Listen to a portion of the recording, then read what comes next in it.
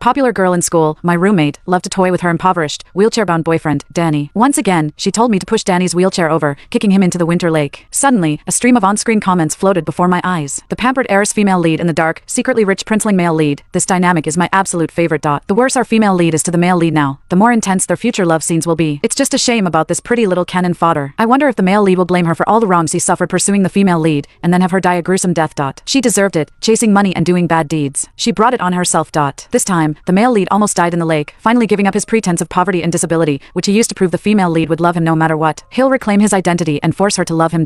I paused my movement by the lake, then turned, jumped into the water, rescued Danny, and brought him back to my cheap rental apartment. I didn't want to be cannon fodder. I wanted to be the main character. Danny was unconscious for a long time. When he woke up, I was boiling water in a salvaged iron pot to give him fever reducers. A cockroach crawled past his foot, and his disabled leg twitched involuntarily, almost performing a medical miracle by jumping up. I pretended not to notice, holding the fever reducer to his lips, speaking hesitantly. "You have a bad fever. Take the medicine." Danny's face was unnaturally flushed, but that didn't stop him from swatting the fever reducer away with one hand. His lips moved as if to speak, but I beat him to it, apologizing. "I'm sorry for pushing you into the lake." My eyes were red, but a forced smile played on my face. "I know an apology can't make up for what I did to you, but please, at least let me take care of you until this cold is gone. Consider it my penance." My hand, holding the cup of water, trembled continuously. Danny's gaze imperceptibly swept across the damp, dimly lit basement, finally settling on my equally flushed face. "You have a fever too?" I widened my eyes slightly in surprise, shaking my head. "There's only one fever reducer left in the house. You take it. Don't pretend." Danny sneered. "Every time you help Chloe bully me, she gives you money. After all these times, it must be a hefty sum. You can't even afford a single cold medicine?" My body stiffened. The sole heir to the Thorne family, a titan in the business world, it would be effortless for him to know I was taking Chloe's money to bully him. Seeing the mockery in his eyes, and remembering what the on-screen comments said, that after this, Danny would become the high and mighty princeling, and it would be harder than hell for me to see him again, this was my last chance. I lowered my head, stammering, "That money, it needs to be spent on something more important." Danny impatiently looked away, about to stand up and leave, but the next second, he slumped back, half-conscious. Seeing that he was clearly aware but couldn't wake up, I nodded in satisfaction, snapped a syringe, and tossed it out of the basement. Chloe's money did indeed have a more important use, like buying a drug that renders someone immobile. Watching me laboriously carry Danny to the hospital, crying in fear yet still encouraging him to hang on, the on-screen comments exploded. "Is this cannon fodder crazy?" She pushed the male lead down then saved him, just missing his family coming to pick him up. If the male lead can't regain his identity, how will he force the female lead to love him? The cannon fodder has no money herself. What's the point of taking the male lead to the hospital? I'm genuinely worried she'll actually kill him by dragging him around.